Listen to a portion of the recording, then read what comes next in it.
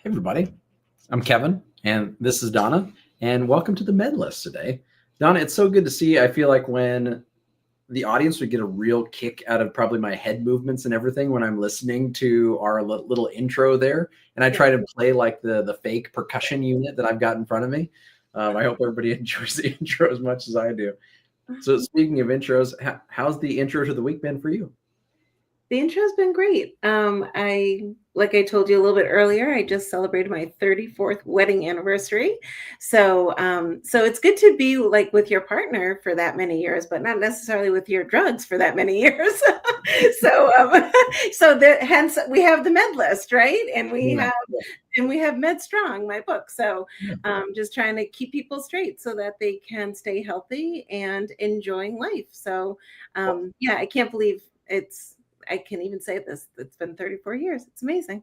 That's absolutely incredible. I think that the fact that the Med Strong and the Med List are propelling relationships forward too. We're a marriage counseling unit. I didn't realize that. How to have happy, healthy, long relationships. Just watch the Med List. We'll stay off drugs and enjoy your partner for longer. That's good. Yeah, I think we can pivot into a couple episodes there for sure.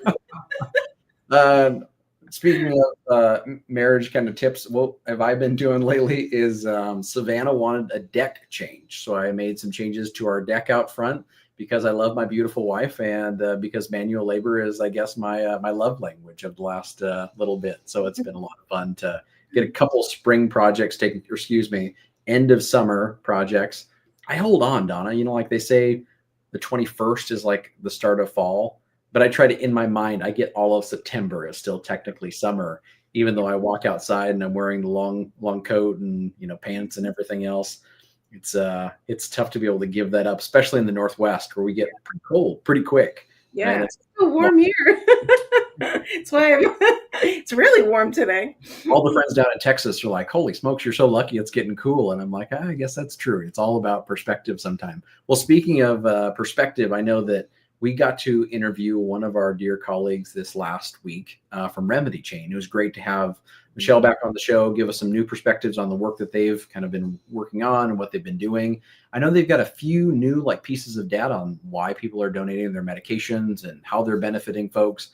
And the millions of dollars worth of medications they've given out is just absolutely inspiring. So I'll play a little clip here so you guys can figure out how to donate your medications if you have ones that you can donate and how to get medications if you need them. At Remedy Chain, we know throwing away perfectly good medicine feels doubly wasteful. It's bad for the environment, and it could have been used to help a fellow human in need. So we found a remedy. Now you can donate your unused meds. Our pharmacists inspect and certify every donation so it can be safely and legally redistributed to vulnerable patients. Visit donatemymeds.org and click the Donate Meds button. Unopened, unexpired medication in original packaging is eligible for donation. Open bottles, controlled substances, and temperature-controlled meds are not eligible for donation. Once confirmed, we'll send a donation form to sign and prepaid shipping instructions. And we'll let you know once we've matched your donation with a patient in need. Together, we complete the chain. Remedy Chain. Visit donatemymeds.org today. Awesome. Speaking of the spousal support, kind of components and staying married and engaged, and that's one conversation that Savannah and I had a little bit. I had my mom and dad over this weekend. And we've talked about, and we've had previous guests on, some wonderful ones of late, Lori in particular, that we were talking about assisted living and, caregiver kind of support and when those transitions end up happening. And, I know that Savannah would be a wonderful caregiver for me. I hope that's not the case for her, that she'd ever need to do that. But it's an important conversation of how do you develop a caregiver plan, as folks age or when things come up, what do you do next and how do you do it successfully? So I'm really excited to have on our next guest, and I'll bring them on board. So Donna. Absolutely. So, yes, and thank you for joining us. Today we have Dr. Barry J. Jacobs. He is a clinical psychologist, family therapist and a principal for Health Management Associates, a national healthcare consulting firm, a former magazine journalist. He is the author of 4 different books, which he's co-authored with some with his wife, which, we have this whole theme going on here today. The latest one is the AARP Caregiver Answer Book that was published this year in 2025. He's also written a self-help column for caregivers for AARP.org since 2013. Dr. Jacobs is a board member of the Caregiver Action Network, a national family caregiver advocacy and support organization. He's a former director of behavioral sciences for Crozer Health Family Medicine Residency. And this is the part I love the most, that he still maintains a psychotherapy practice in Media, Pennsylvania, specializing in supporting individuals with chronic and serious illness and their caregivers, which I think is so important to be a part of, this practice, and especially with the whole serious illness and their caregivers. So thank you so much for joining us today. Thank you for joining. Thank you for having me, Donna and Kevin. And the one thing you left out is my wife and I celebrated our 35th wedding anniversary in July. Except, I got married at the age of 32. Donna, you got married at the age of 10. No, not you. 4 years. So it was just the opposite. I was 23. So there you go. Now everyone can do the calculations. All right, there you go. There you go. So anyway, really, really pleasure to be here, and I love what you're doing, helping with deprescribing, and I love hearing about Remedy Chain. I wasn't familiar with it, so glad to be here. Yeah, so awesome. You can share that too. So Barry, just to get started, I want to also point out that for 7 years, you were the primary caregiver for your stepfather with Alzheimer's disease and mother with vascular dementia. And not only do you have this professional side, but you also have this, very personal side to caregiving. So I would just love for you to share more about your professional and personal caregiver journey. Sure. So my journey begins at the age of 14 when my dad was diagnosed with brain cancer, and my family was impacted very severely by that, both during the time he was ill, and then about a year later he died when I was 15. And I learned at a very early age that serious illness, chronic illness, does not happen to individuals. It really is a family matter. I did a bunch of other things, including was a journalist for a while, but when I went to graduate school for psychology in Philadelphia, which is where I still live now, I wound up doing a rotation at a physical medicine rehab unit of a local hospital, working primarily with stroke and traumatic brain injury patients, as well as brain cancer patients. And when I arrived there, it was a very emotional experience for me to be working with patients that had similar symptoms like aphasia and apraxia that my dad had, and then to work with their family members. And I was in my late 20s when that happened, and pretty much from that point on in my career, I decided that I really wanted to spend my career helping families deal with illness better than my own family had. For my family, that early caregiving had led to some very bad division within the family. My mother and my father's mother did not talk again after my father's death. And I didn't want, I wanted family caregiving to be an experience to help families grow stronger, not weaker. So a lot of my career as a clinical psychologist has been working in medical settings as both a clinician and as an educator, but really focused on supporting family caregivers and teaching healthcare professionals how to support family caregivers. And then in my 50s, my mother and my stepfather were in their 80s, and both of them developed dementia at somewhat different times. And my wife and I became very involved in caring for them. We went and we cared for her father before then. So her father had vascular dementia. My stepfather had Alzheimer's disease, and then my mother had vascular dementia, as well as end-stage kidney disease. And so that was a kind of a 9-year period where we were involved caring for them on a regular basis. And I had already done a lot of work with family caregivers before then. I had already written my first book on family caregiving. But when I had to actually care for my parents with dementia, I learned a whole lot more. And I learned for all I've been talking about supporting caregivers, I had a lot more to learn, and that personal experience informs what I do today. Yeah, yeah, and you're very honest about that in your book as well, and that's why I think too that whole personal and professional side, how wonderful you're able to give such important information, but also at a personal level that is I'm sure both empathetic and just so necessary and needed and instructional and supportive for the caregivers. I mean, I learned a long time ago that if I don't share my personal story, then I don't have any credibility, especially when talking with family members. Because if you haven't, nobody cares if you can talk the talk. Everybody cares that you've walked the walk. And so typically what I do when I present to family caregivers is, when I show a PowerPoint, the first few slides are family photos of my own family, my dad, my mom, telling stories about what happened, the good and the bad. And I established very early on that I've been there.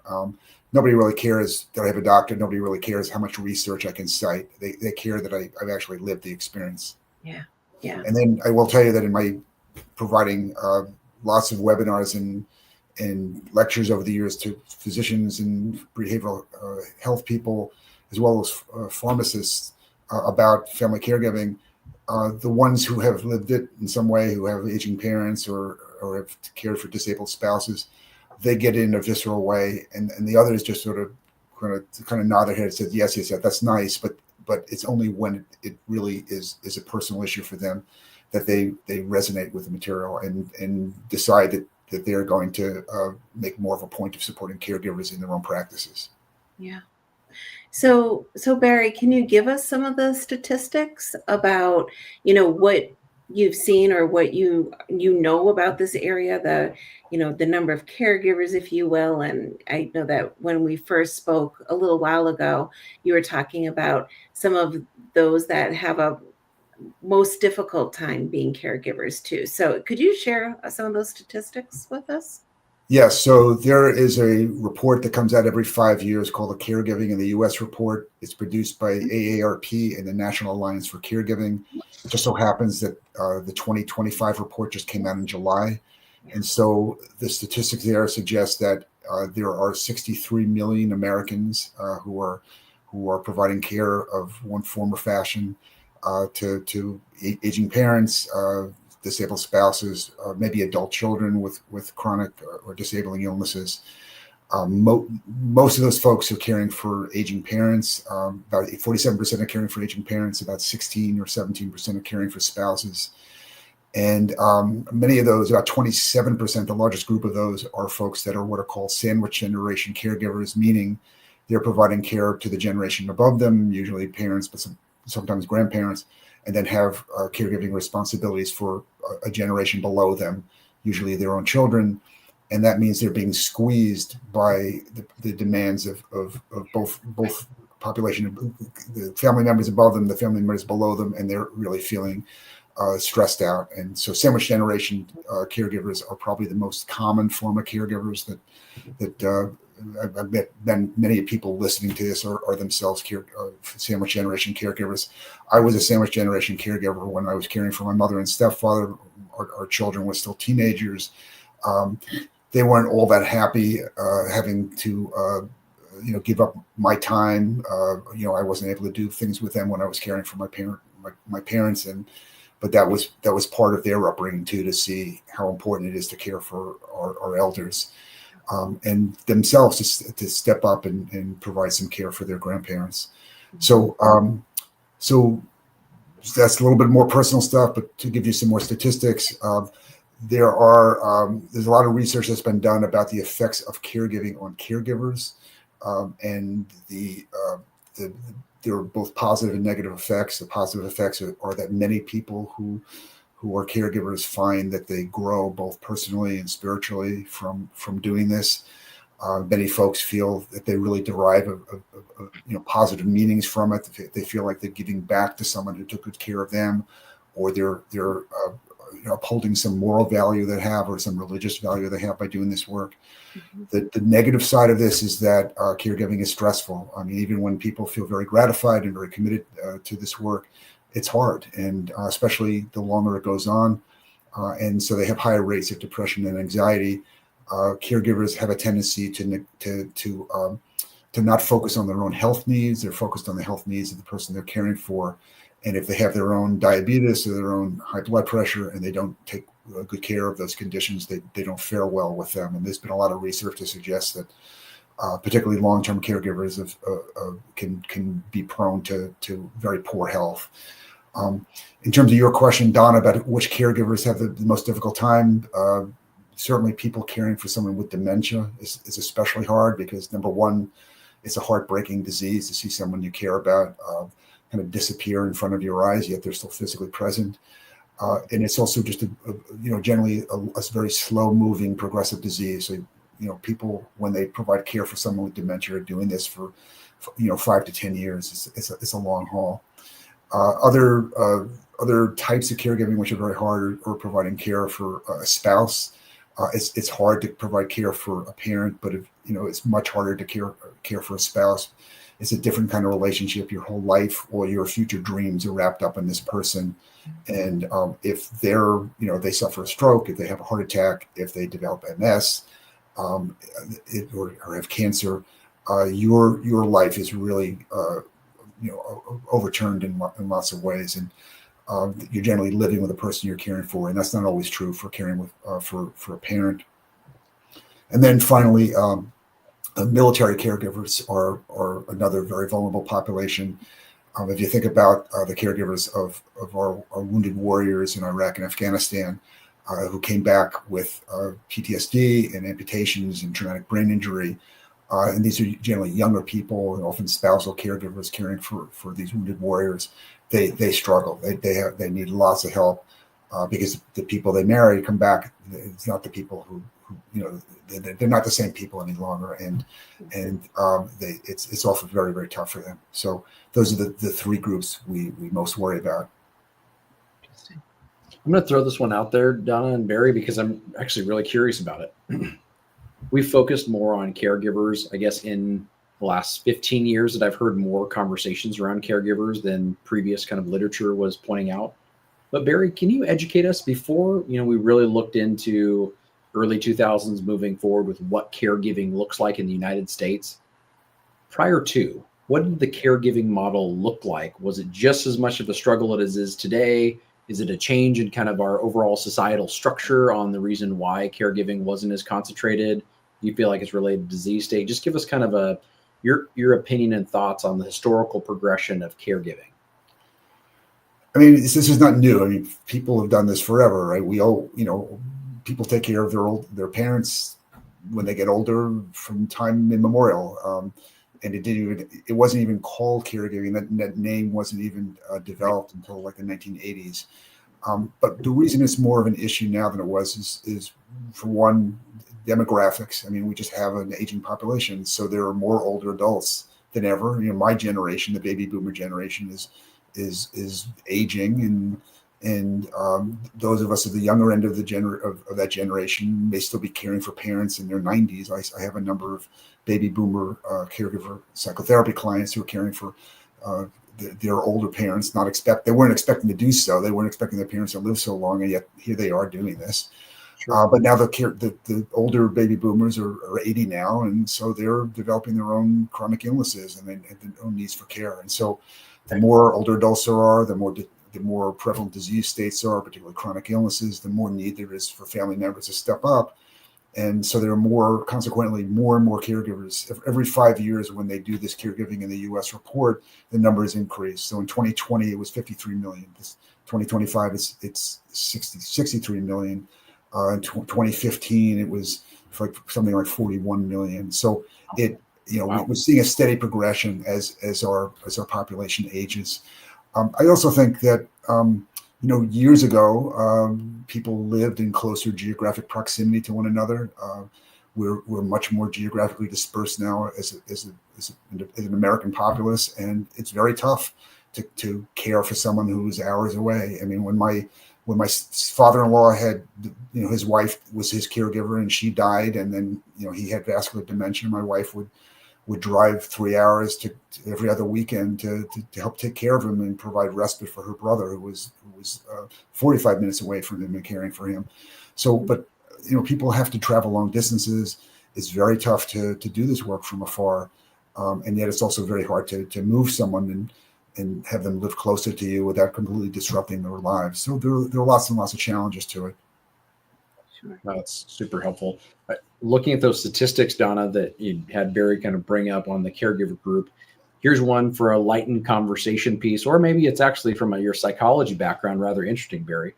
When it comes to caregiver gender, but neither of you can guess who is the dominant group. It's being women over 60% of the time, 38% being men. Give us some more kind of information or clarity behind that, Barry. I mean, there's a lot of families. My family, for example, I have two boys, right, that are in my family. But whenever I think of the caregiving we've given family members over the years, usually it's always centric on where are the daughters located, and then there's some level of connection there. What have you seen or experienced over the years when it comes to that gender relationship and those connections on success for both women and men in the caregiving roles? I mean, you were pointing out, I think that it's something that's been true forever. So it's now 60-40 approximately.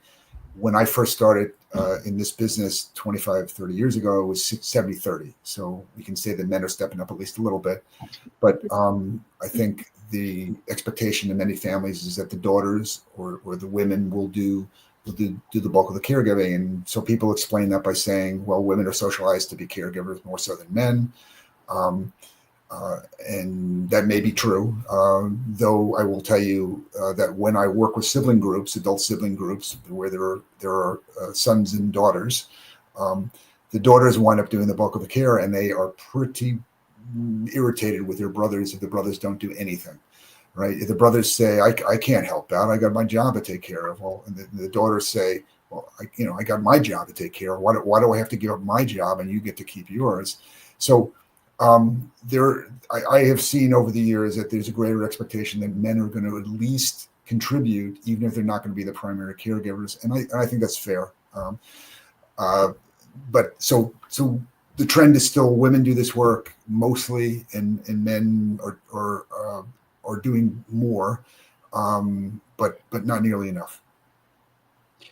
I guess that's the piece, Donna, especially your and I's conversations offline about, how do you formulate a good family plan for caregiving, then, Barry, when it comes to, hopefully, I mean, there's, right now, this generation, the number of children per family is now dipping almost below 2, if I'm correct.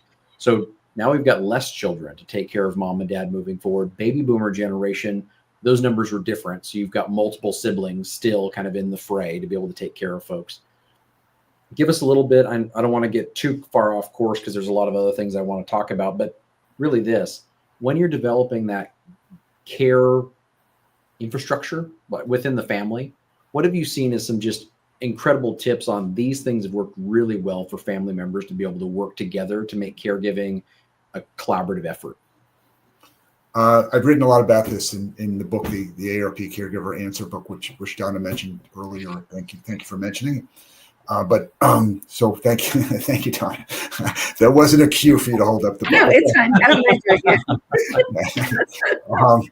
Anyway, so I mean, let's just kind of talk about what happens. It's unless someone has a stroke, just a kind of sudden medical event, and that happens where they're paralyzed half their body and they're going to need a lot of help. Oftentimes, what happens is, whether it be dementia, whether it be COPD, even heart disease, it can be a kind of slowly moving event. And so it takes a while sometimes for family members to realize that, say, an older adult needs care, and that older adult is not anxious to receive care. Oftentimes they're very resistant to receiving care because they don't want to lose their independence. But at a certain point, maybe the adult children begin to wake up saying, like, dad isn't quite on top of things the way he used to be. And maybe, it seems like he's not paying his bills as on time as maybe I need to step up and do more. And so when that realization sinks in, and that often takes a long time, then is incumbent upon the primary, whoever's going to be the primary caregiver, the one who's kind of the leader of the caregiving group, to begin learning about whatever their parent's condition is, what the course of treatment might be, and what the trajectory of the disease is commonly. So it's very different to have dementia than it is to have a stroke. I mean, very different trajectories. It's very different to have COPD. I mean, so we get that primary caregiver needs to start with education, learning the lay of the land. I always compare this to running that marathon, which is a cliche, but if you run a marathon, and Kevin, you might well be a marathoner. Yes, it's 26 miles, but it could be 26 miles of uphills and downhills. It could be 26 miles of straight, flat. You're going to want to learn a little bit about what the lay of the land is here. What can you expect? Where are the tough spots? And so you're going to learn about what's coming so you can best prepare for it. Well, caregivers need to do the same thing. The second thing is, as you point out, it's really important to begin putting together that caregiving infrastructure. And so some of that means to find out, now that you know what you are likely to face over time and understand what your care receiver needs now, but maybe what they may need in the future. Well, what services are available that may provide certain needs at certain times? If the older adult, say, wants to stay in the house, well, at some point, are they going to need a stair glide to help them get up and down from the first floor to the second floor? Are they going to need a ramp? Are they going to need grab bars in the shower? If they need to hire a personal care aide at some point, how did they do that? And so there's lots of pieces of this about the support services that people have to learn about. And then they start having conversations with other family members, say with other adult siblings, about kind of what are they willing, available, and able to do. And the answers to those three questions will determine what any one individual will contribute at any given time. And willingness, availability, and ability may change over time. But what you hope is that folks will step up and there'll be a little bit of organizational structure there. They'll figure out who's going to play what role, who's going to do more, at least for a certain period of time. How are they going to share information with one another? How are they going to make decisions in conjunction with the parent? And then how are they going to revise the caregiving plan over time? Because the parents' needs are going to change over time. And as their needs change, there's going to be probably a need for greater care, but maybe also different types of care at different times. And so how as a caregiving team will those adult siblings work together to be able to adapt to whatever the changes are in the parent's condition, so that they continue to meet the objective of, we want to support our parent as well as they can possibly be supported, either in their home or, if need be, in some sort of institutional facility. So that breakdown, does that family caregiving unit need to file for an LLC, or is that an S corp? I mean, the it's not a bad idea. It's not a bad idea. I mean, right. So there are a lot of folks that have thought about that caregiving team as a kind of board, a corporate board, where you got the chief executive officer, and then you got your chief financial officer, and you got different people playing different roles. But the board has governance structure. They have ways of talking to one another. They meet on a regular basis. They have an agenda. They have certain things that they're trying to decide upon. That board analogy isn't a bad one for what actually goes on in well-functioning caregiving teams. Unfortunately, in my business as a psychologist, what I see is lots of families where there's a lot of internal dissension. As I mentioned, in my own family, when my dad had cancer, there was tremendous internal dissension because people don't agree about what should be done, or who should do what, or who should be making the decisions. Or, I mean, there's lots of, you get people sometimes who care a lot about a parent, but they don't always care in the same ways. They have different ideas about how the kind of care that a parent needs.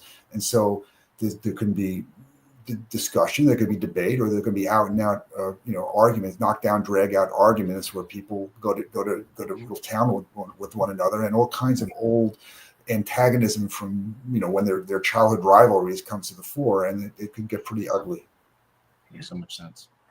So Barry, I don't know if the statistic has been figured out, but with the who's the oldest, youngest, whatever. Is there something like that for siblings that ends up being more likely to be the caregiver, not necessarily male or female? Birth order. Yeah. So, I mean, so what would your guess be, Donna? I'm thinking it's the youngest. Okay. So I'm the oldest. I would have thought I was the oldest. And so it was either, so there's a little bit of research that's been done on this by a guy named Carl Palemer, who's a sociologist at Cornell University. And what he found is that the caregiver who's most likely to take care of the parents is the youngest daughter, followed very closely by the oldest daughter. So you're both pretty much right. And brothers hopefully could play a role, but not necessarily.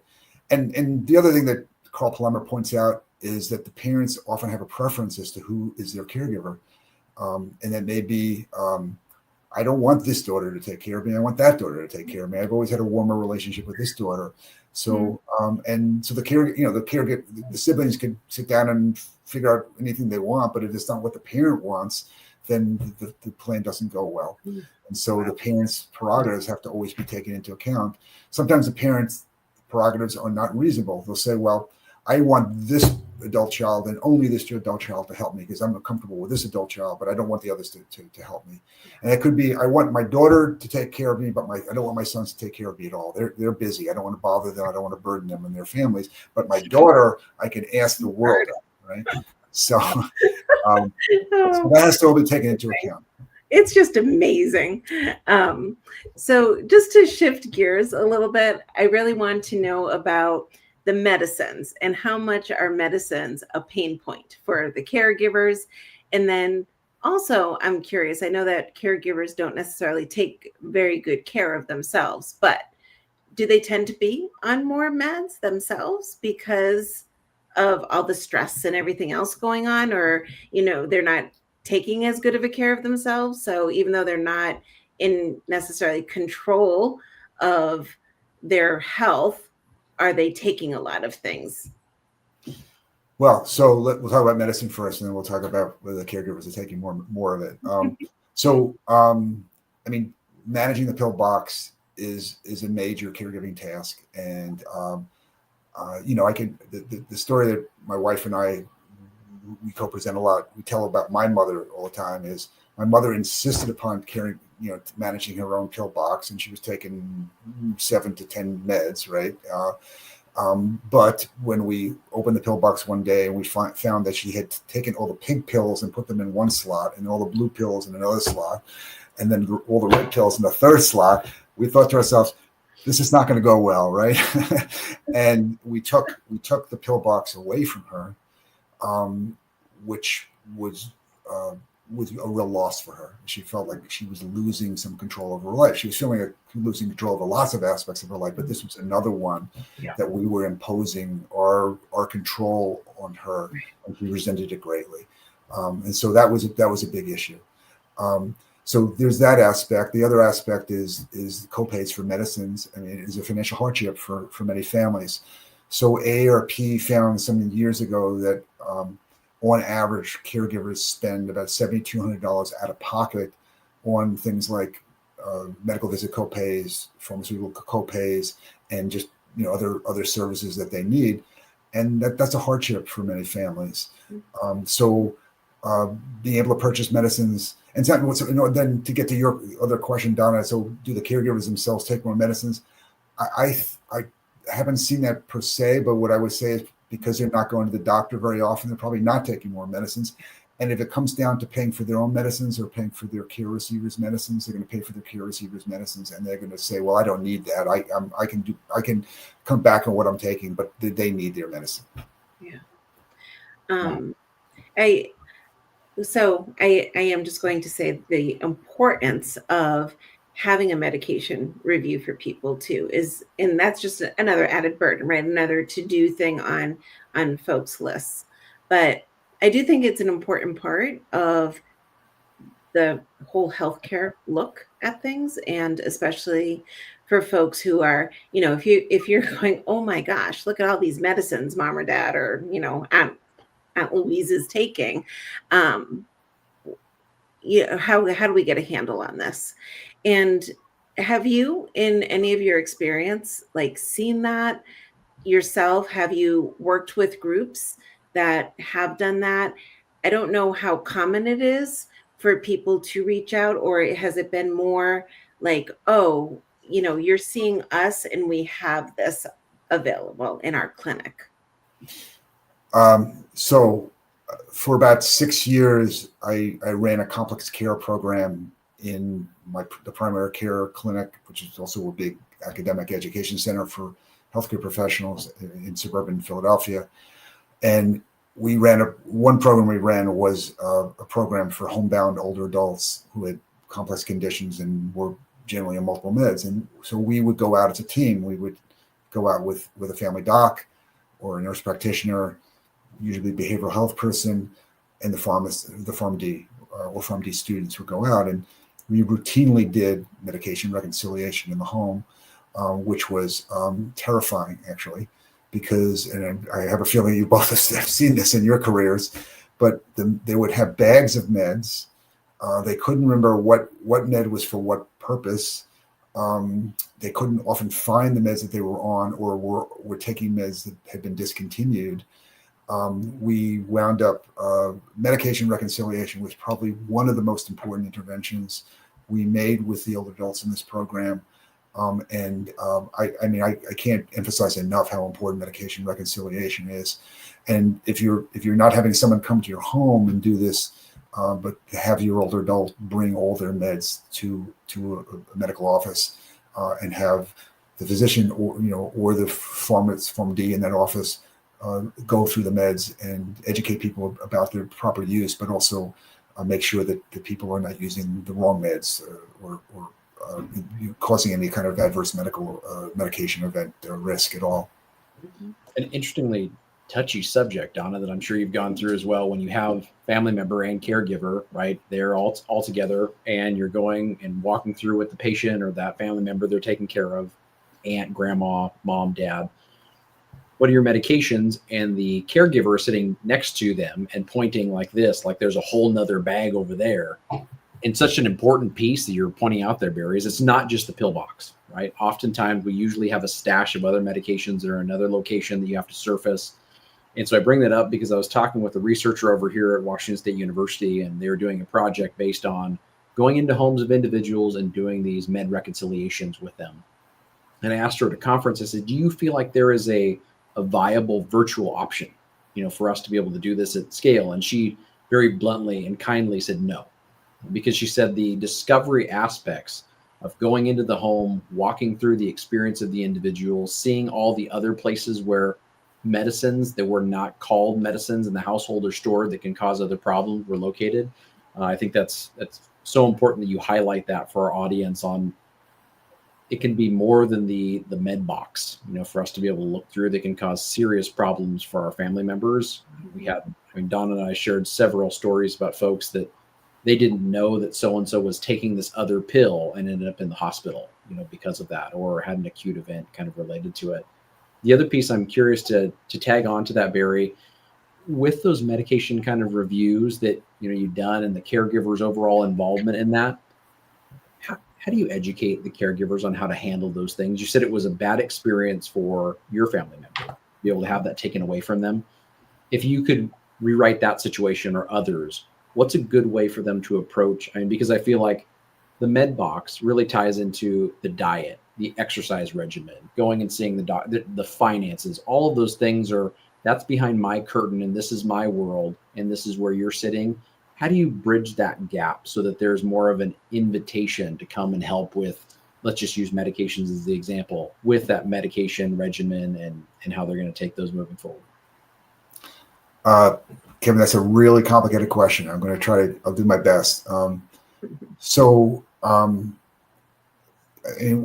always talk about how there are front burner issues and back burner issues. Yeah. And so front burner issues are really safety issues. And if someone's taking medication incorrectly, that's a safety issue.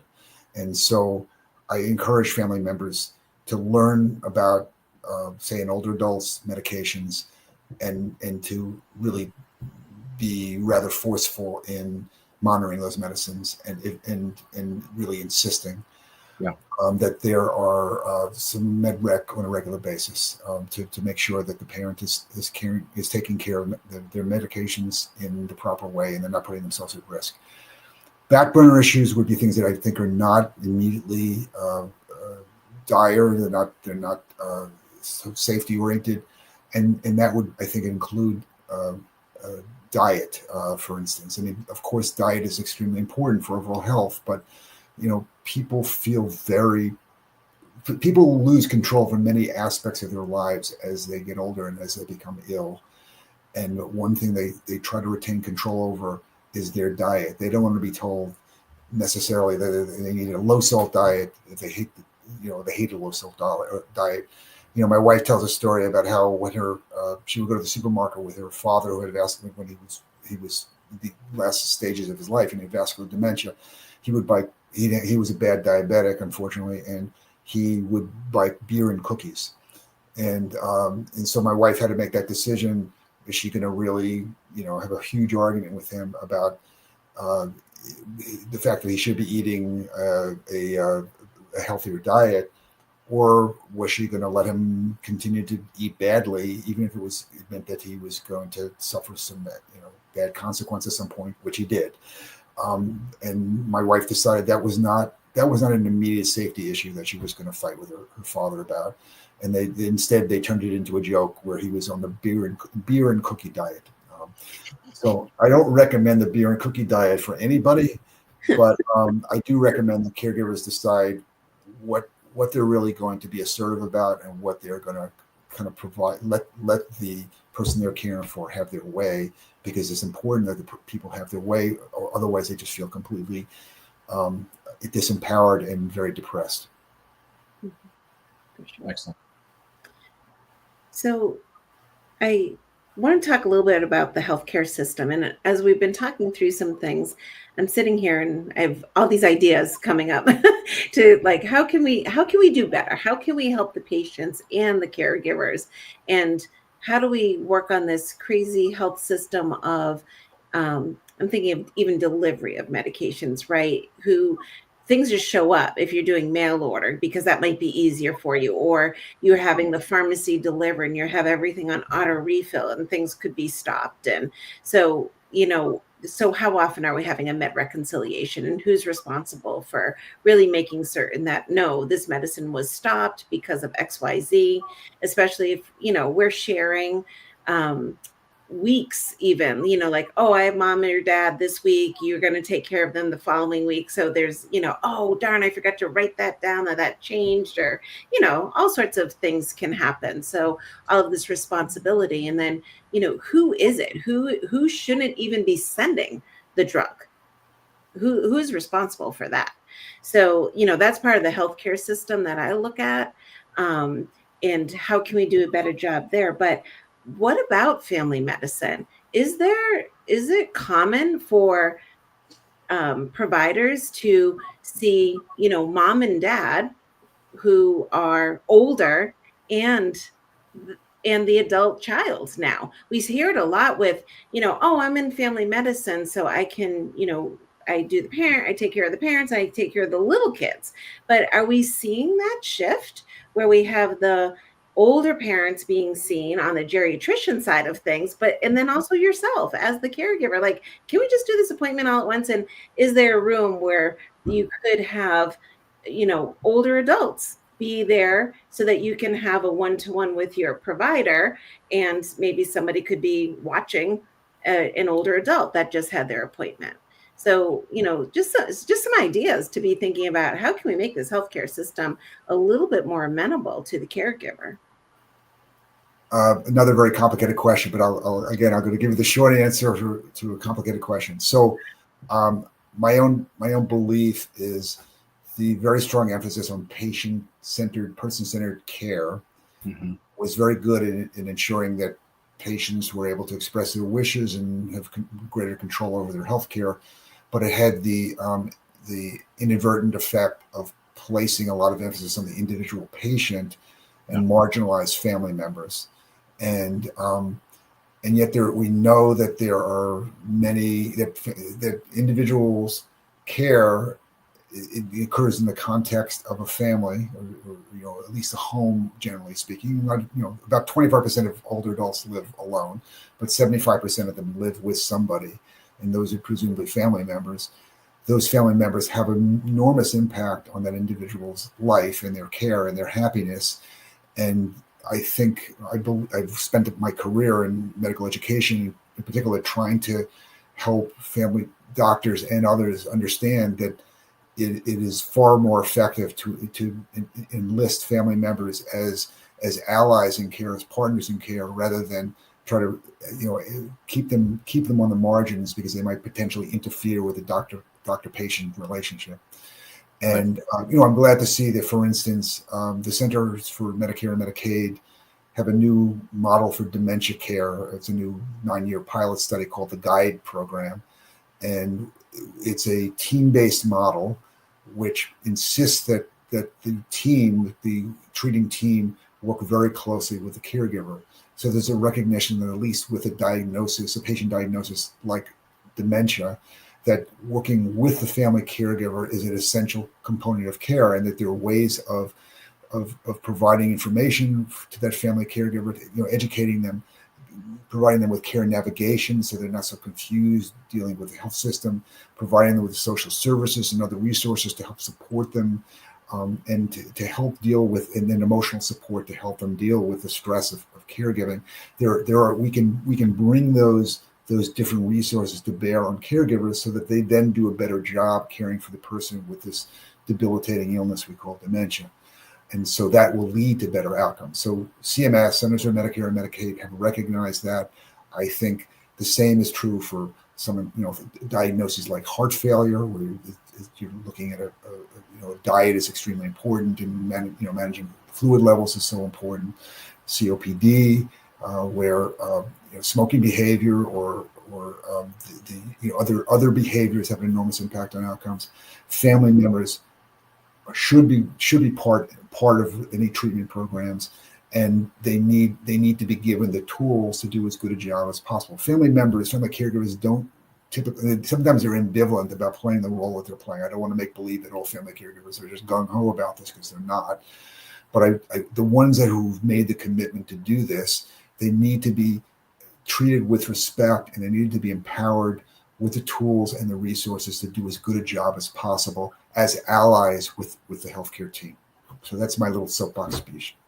I love that. That's a great, insightful soapbox. So, Barry, my last question for you is going to be a question I'd love for you to ask yourself. So it's this: you've done a lot of these, right? You've done a lot of webinars. You wrote an incredible book that I'd love for our audience to check out with the AARP Caregiver Answer Book.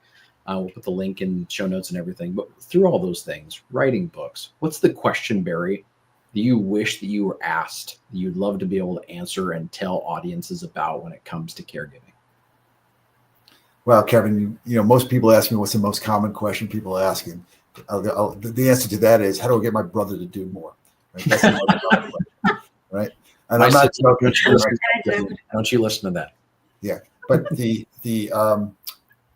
question I wish people would ask is, how do I make this as good a growth and life-enhancing experience as it could be? Yeah. Because unfortunately, sometimes caregiving sometimes gets a bad reputation, right?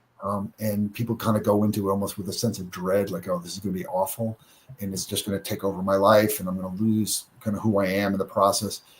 But the fact is, the vast majority of caregivers, when asked after caregiving is over, whether they would have, if they're given the choice, they would do this again, something like 85%, 90% will say it was really hard, but if I had to do it again, I would do it again, because it was so important and it was so meaningful. And many people will say this is the most important thing I've ever done in my life.